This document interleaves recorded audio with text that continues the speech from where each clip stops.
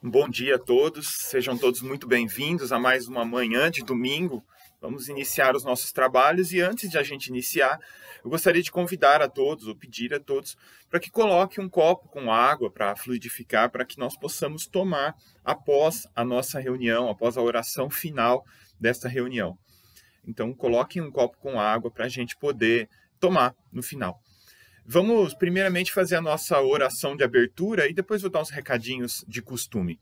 Então, convido a todos que fechem os olhos nesse momento, que nós possamos elevar o nosso pensamento a Deus em oração, que nós possamos pedir que Ele nos abençoe nesta manhã de domingo, que esteja conosco, nos protegendo, nos abençoando, nos intuindo, que os bons amigos espirituais visitem a nossa casa neste momento, abençoe a nossa casa, nosso lar, a nossa família, a todos os que estão aqui, a todos os que não estão nos acompanhando hoje, que eles possam receber as bênçãos de Deus, a proteção para as suas famílias. Muito obrigado, Senhor, e que assim seja. Primeiramente, como sempre, eu gostaria de pedir para que as pessoas se inscrevam no nosso canal, aqui no YouTube, o canal do Centro Espírita André Luiz, porque isso ajuda bastante a gente na divulgação da mensagem espírita, que são as mensagens que nós queremos passar aqui no canal. Então aqui embaixo tem um botãozinho aí escrito inscrever-se. Se ainda não for inscrito, se ele tiver vermelhinho é porque não está inscrito. Se inscrevam no canal, ative os sininhos da notificação, vai aparecer um sininho e aí você vai ser notificado de tudo que a gente postar aqui no canal. Lembrando também de curtir o vídeo e compartilhar esse vídeo com os amigos, com os familiares. Nós temos palestras ao vivo aqui todos os domingos, às 9 horas da manhã. E também temos palestras ao vivo aos domingos e às segundas-feiras, às 19 horas, no canal do Centro Espírita Eurípides Barçanufo. Que, aliás, aos domingos e às segundas, às 19 horas, o centro está aberto também para receber as pessoas lá presencialmente. Então, quem tiver interesse de assistir, respeitando apenas que não levem as crianças menores do que 12 anos e os idosos, os adultos maiores de 60 anos, por recomendações das agências de vigilância sanitária nesse momento de pandemia que nós estamos vivendo. Após a nossa palestra, teremos também a evangelização infantil. Teremos vídeo novo. Então, convido as crianças para assistirem, os pais para colocarem as crianças para assistir às palestras. No Evangelho de Marcos, Lucas e Mateus, os três, narram a cura da sogra de Pedro.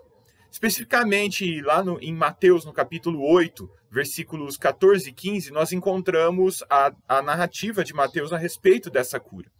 Diz o texto evangélico: Jesus, entrando na casa de Pedro, viu a sogra deste acamada e com febre, e tocou-lhe a mão, e a febre a deixou, e levantou-se e o serviu.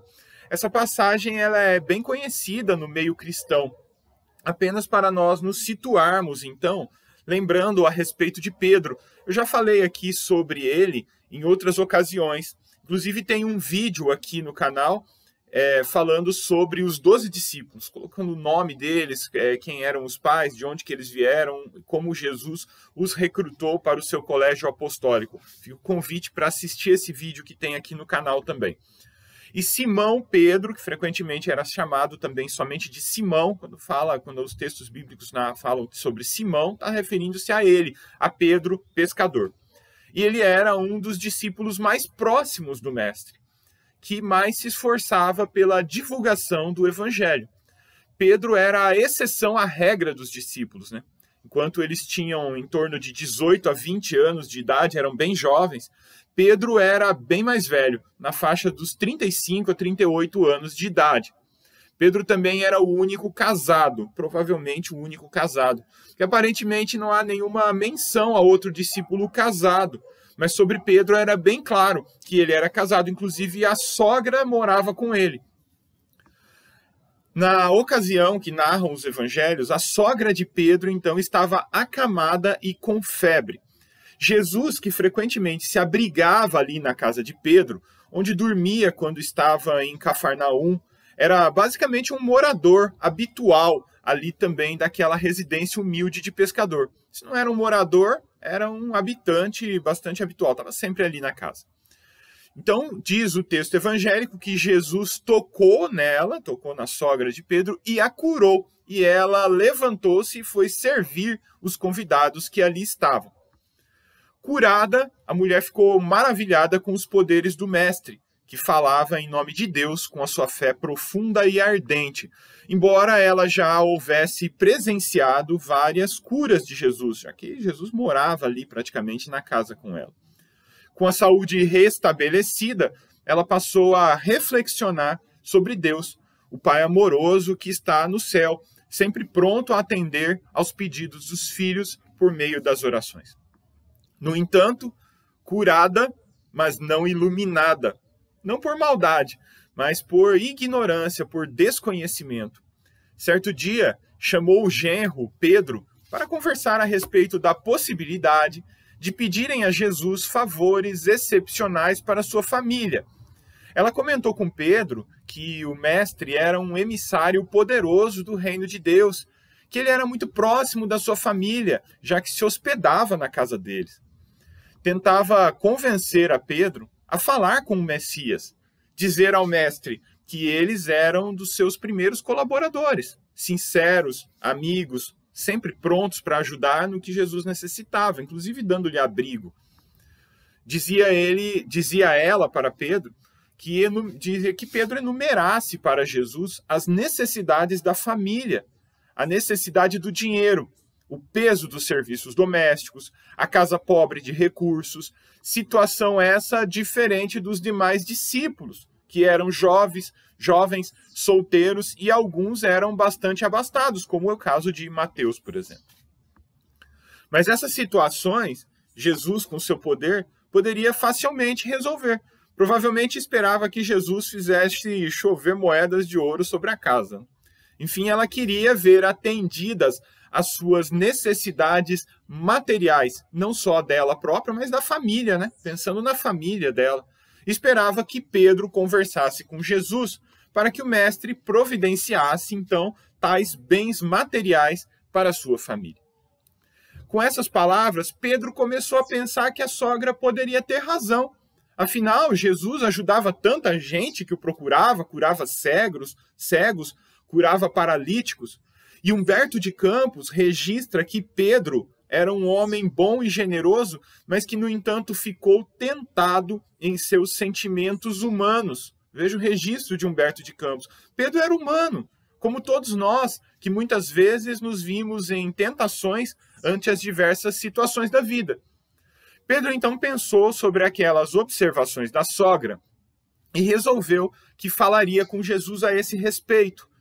Lembrando que Jesus sempre ensinara sobre o reino não ser deste mundo e sempre falava sobre ajuntar tesouros, não na terra, mas onde a traça não rói e os ladrões não roubam. Pedro então ficou aguardando, indeciso ali, mas aguardando uma oportunidade de falar com o mestre sobre as necessidades materiais da sua família. Um dia, eis que chega a ocasião de falar com Jesus a esse respeito. Mas para não falar com o mestre diretamente sobre o assunto, procurou provocar muito de leve a solução do problema, perguntando a Jesus com a sua sinceridade ingênua. Então veja que os discípulos já estavam meio cautelosos com os problemas que eles levavam para Jesus, porque Jesus costumava aproveitar todas as oportunidades para ensinar. Ensinava sempre os discípulos com muito amor, com muito carinho, com muito cuidado, mas sempre nunca deixando escapar, quando necessário, um puxão de orelha ali, já que eles eram muito próximos a Jesus, deveriam conhecer os seus ensinamentos.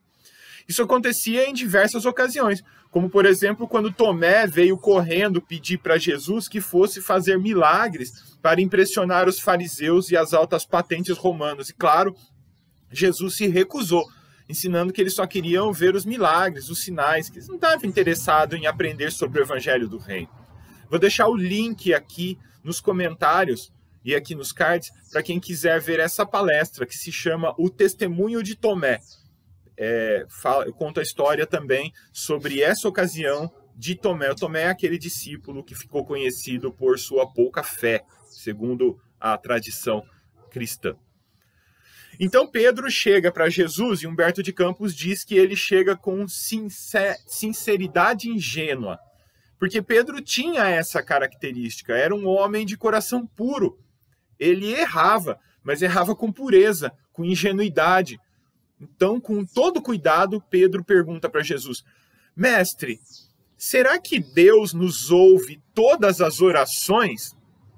Então veja que com toda a sua pureza, sua ingenuidade, ele faz uma pergunta com muita profundidade, né? Olha que profunda a pergunta de Pedro. E nós até hoje nos perguntamos isso. Deus ouve todas as nossas orações? Será que Deus ouve tudo que a gente pede?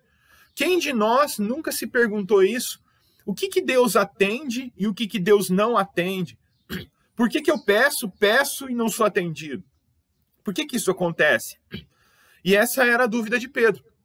E Jesus responde: como não, Pedro? Desde que o homem começou a raciocinar, ele percebeu que acima dos seus poderes reduzidos havia um poder iluminado que criara o ambiente da vida. Todas as criaturas nascem com tendência para o mais alto e experimentam a necessidade de comungar com esse plano elevado, de onde o Pai nos acompanha com seu amor, toda justiça e sabedoria. Acreditaria, Simão, que em todos os séculos da vida humana recorreriam as almas incessantemente a uma porta silenciosa e inflexível se nenhum resultado obtivessem? Não tenhas dúvida, todas as nossas orações são ouvidas. A resposta de Jesus é categórica. Nessa fala curtinha, ele nos ensina muita coisa. Primeiro, que todas as nossas orações são sim atendidas, são sim ouvidas, são sim recebidas. Deus ouve todas as nossas preces. E aqui nós temos que colocar um parêntese. Por que eu rezo para que eu seja curado de uma doença e nunca sou atendido? Eu rezo, ou um parente tem uma doença e eu peço para que ele seja curado e nunca é curado. Por que isso acontece? Por que Deus não me ouve?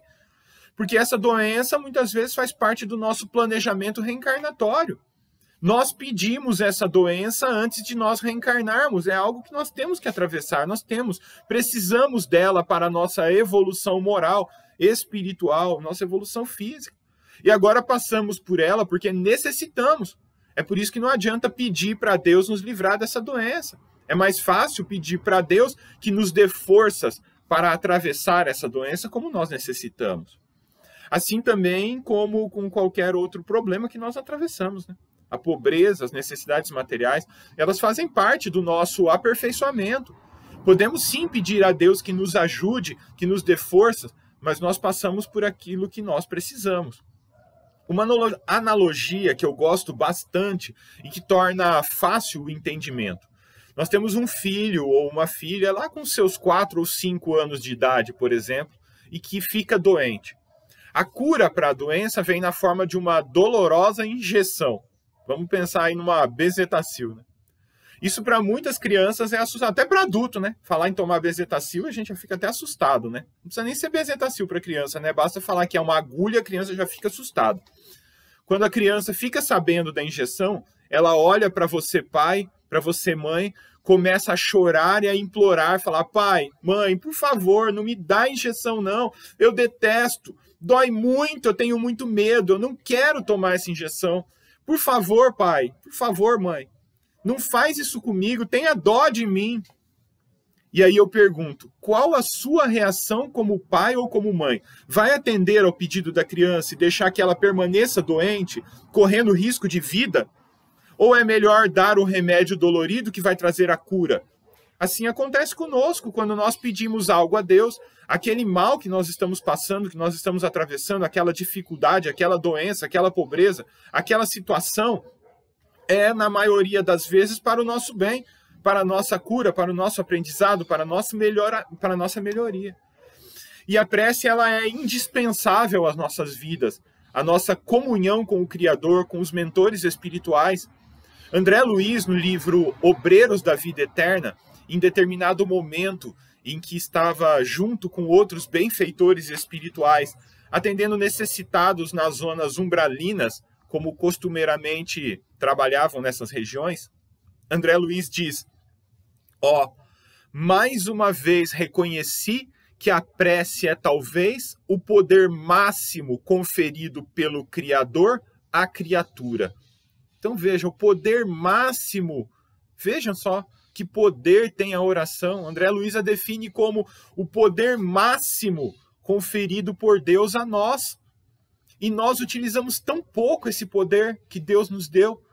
A gente usa quando estamos no desespero, né? Não tem outro recurso. Aí a gente até ajoelha e reza, e pede, e ora, precisando de alguma coisa, mas a gente ora tão pouco. No geral, a gente ora tão pouco. Outra coisa que nós retiramos da resposta de Jesus a Pedro, desde que o homem começou a raciocinar, ele percebeu que acima de seus poderes reduzidos de ser humano, havia um poder ilimitado. Então vejam, desde as mais remotas formas da cultura humana, nós encontramos a menção ao divino, a Deus ou a deuses que criaram o mundo, as estrelas e tudo que nós vemos. Essa sensação, ela é inata no ser humano, nós já nascemos com isso, vem de fábrica. E essa sensação de que existe um ser superior vem justamente da intuição, da lembrança que temos inconscientemente de quando estávamos no plano espiritual. Então a gente vai ver as culturas mais primitivas, mais isoladas, que nunca tiveram contato com outras culturas, aqueles seres, aquelas tribos isoladas na Amazônia ou em certos locais da África que nunca tiveram contato com outra forma de civilização.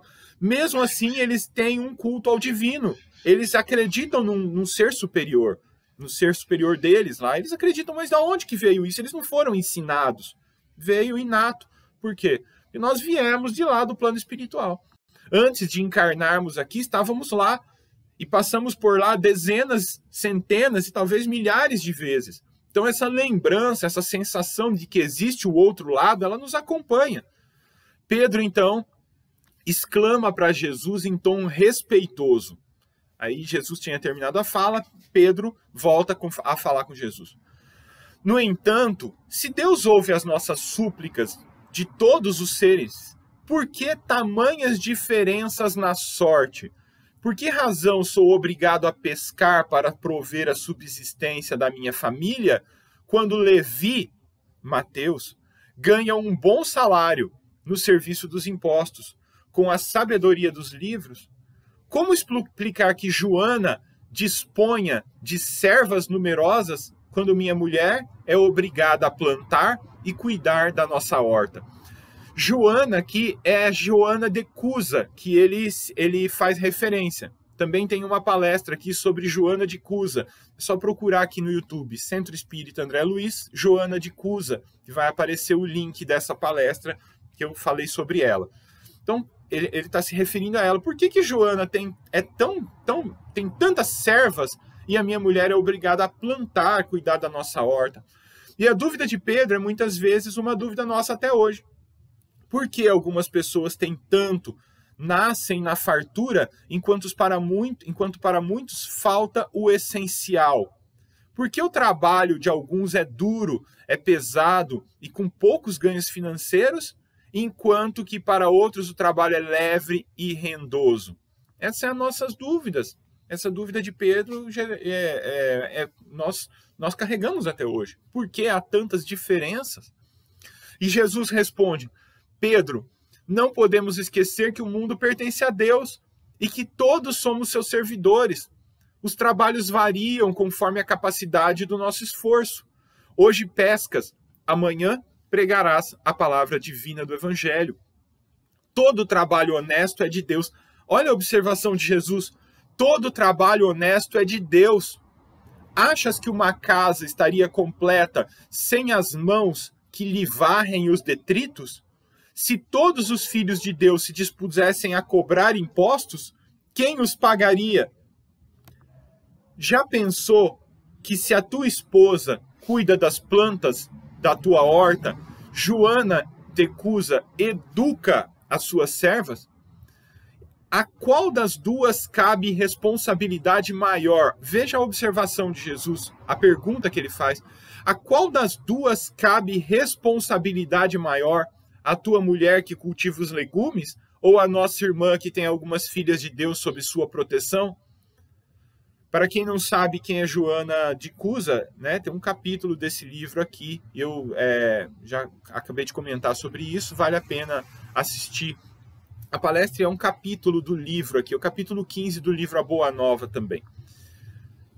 Jesus pergunta, então, a qual das duas cabe responsabilidade maior? Cuidar de plantas ou cuidar de pessoas? De servas que estão sob seus cuidados? A gente nunca pensa nisso, né? A questão da responsabilidade. A gente sonha em ser rico, milionário, pede, ora para ganhar na loteria, para Deus nos abençoar financeiramente, mas a gente não pensa na questão da responsabilidade. A riqueza, ela traz consigo responsabilidades. No livro dos Espíritos tem uma série de perguntas especificamente sobre esse assunto, começando pela 814 até 814, 815 a 816, e ela é bem isso, e Jesus responde a Pedro. Kardec pergunta na questão 816, se o rico sofre mais tentações, não dispõe também de mais meios para fazer o bem? Então olha a pergunta de Kardec. Se o rico sofre mais tentações, não dispõe também de meios para fazer o bem? E os espíritos respondem, e justamente o que nem sempre faz, torna-se egoísta, orgulhoso e insaciável. Suas necessidades aumentam com a fortuna e julga não ter o bastante para si mesmo. É por isso que Jesus diz que é mais fácil um camelo passar pelo buraco de uma agulha do que um rico entrar no reino dos céus. Essa frase também é bem conhecida no meio cristão, né? E aí a gente soma a isso o que está lá em Lucas, capítulo 12, versículo 48, a quem muito foi dado, muito será cobrado. Então veja que a riqueza não é um pecado, não é errado enriquecer, não é errado almejar ter um salário bom, uma profissão de altos ganhos financeiros, mas com isso vem a responsabilidade. Jesus não disse que um rico não entrará no reino do céu, não. Ele disse que é mais difícil. E por que isso? Por culpa de quem? Por capricho de Deus, eu vou dar riqueza, mas eu vou dificultar a entrada dele no reino do céu. Não, por culpa da pessoa mesmo, como os espíritos responderam a Kardec, porque torna-se egoísta, orgulhoso e insaciável. Simão Pedro ouvia o mestre com uma compreensão nova. Era difícil para ele entender a amplitude daqueles conceitos que ultrapassavam a pouca educação que havia recebido em sua vida. Pedro tinha pouco estudo, era pescador.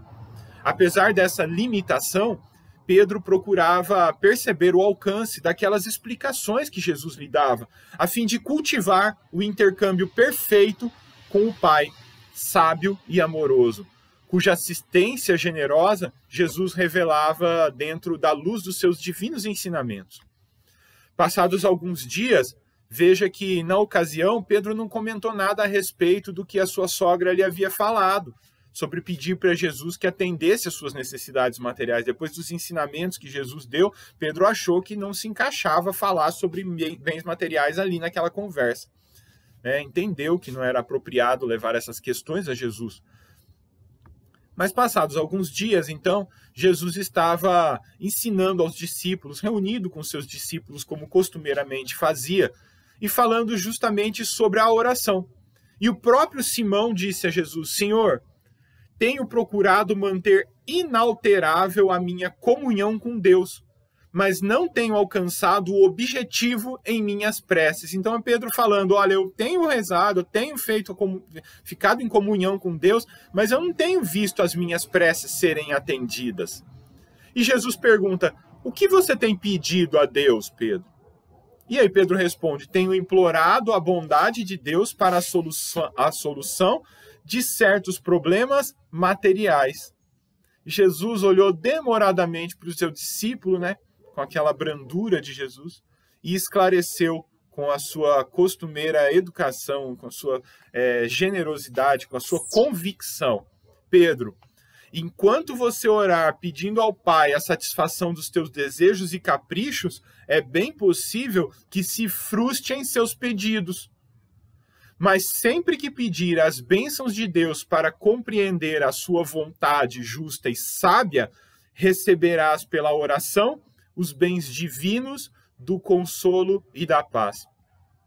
O apóstolo ficou em silêncio, demonstrando haver finalmente compreendido. Um dos discípulos ali reunidos com Jesus, reconhecendo que o assunto interessava a todos os presentes, pede a Jesus: Senhor, ensina-nos a orar. E foi então que o Messias pronunciou pela primeira vez a oração que deixaria a humanidade, elevando o seu espírito ao Pai Celestial e colocando o seu amor acima de todas as coisas, orou: Pai nosso que estais no céu, santificado seja o teu nome, venha a nós o vosso reino, ensinando que a redenção da criatura nunca poderá acontecer sem a misericórdia do Criador. Seja feita a tua vontade, assim na terra como no céu, dando a entender que a vontade de Deus amoroso e justo deve cumprir-se em todas as circunstâncias aqui na terra ou no reino dos céus. O pão nosso de cada dia dai-nos hoje, esclarecendo que todas as possibilidades de saúde, trabalho e experiência chegam aos homens da fonte sagrada da proteção divina. Perdoa-nos as nossas dívidas, assim como nós perdoamos aos nossos devedores, mostrando que as criaturas estão sempre sob a ação da lei da compensação e que cada um precisa desvencilhar-se das algemas do passado pela exemplificação sublime do amor. E sendo o mestre conhecedor das fragilidades humanas, para estabelecer o princípio da luta eterna dos cristãos contra o mal, terminou a sua oração dizendo com infinita simplicidade: não nos deixeis cair em tentação, livra-nos de todo mal, porque teu é o reino, o poder e a glória para sempre. Levi, o mais intelectual dos discípulos, tomou nota dessas sagradas palavras para que a prece do mestre fosse guardada em seus corações humildes e simples. A prece de Jesus continha, em síntese, todo o programa de esforços e edificação do cristianismo que estava nascendo ali. Desde aquele dia memorável, a oração de Jesus se espalhou como um perfume dos céus pelo mundo inteiro. Orar é se ligar ao divino, ao Mestre Jesus, ao Pai Criador, aos nossos amigos espirituais. E a gente ora tão pouco, né? A gente ora quando precisa, quando está desesperado, quando está num momento de necessidade. Aí a gente se lembra da oração. Que nós possamos orar mais, elevar o nosso pensamento a Deus em oração, para dizer, como Amélia Rodrigues: Senhor, eu gostaria de dizer-te que eu amo a vida, que para mim é bela e é consentida. Obrigado, Senhor, por tudo que me deste, por tudo que me dás, pelo ar, pelo pão, pela paz, pela beleza que os meus olhos veem no altar da natureza, olhos que fitam o céu, a terra e o mar, que acompanham a ave ligeira que voa fagueira pelo céu de anil e se detém na terra verde, salpicada de flores em tonalidades mil. Muito obrigado, Senhor, porque eu posso ver o meu amor, mas diante da minha visão eu detecto cegos que vivem na escuridão, que tropeçam na multidão, que choram de solidão. Por eles eu oro e a ti eu imploro comiseração, porque eu sei que depois desta lida, na outra vida, eles também enxergarão. Muito obrigado, Senhor, pelos ouvidos meus, que me foram dados por Deus, ouvidos que ouvem o tamborilar da chuva no telheiro, a melodia do vento nos ramos do salgueiro e as lágrimas que vertem os olhos do mundo inteiro. Ouvidos que ouvem a música do povo que desce do morro na praça cantar, a melodia dos imortais que a gente ouve uma vez e não se esquece nunca mais, a voz melodiosa canora melancólica do boiadeiro e a dor que geme e chora no coração do mundo inteiro. Pela minha alegria de ouvir, pelos surdos eu te quero pedir, porque eu sei que depois desta dor, no teu reino de amor, eles voltarão a ouvir. Muito obrigado, Senhor, pela minha voz, mas também pela voz que ama, que canta, que ensina, que alfabetiza, pela voz que tauteia uma canção e que o teu nome profere com sentida emoção. Diante da minha melodia, eu quero rogar-te pelos que sofrem de afasia. Eles não cantam de noite, eles não falam de dia. Eu oro por eles, porque eu sei que depois desta prova, na vida nova, eles também cantarão.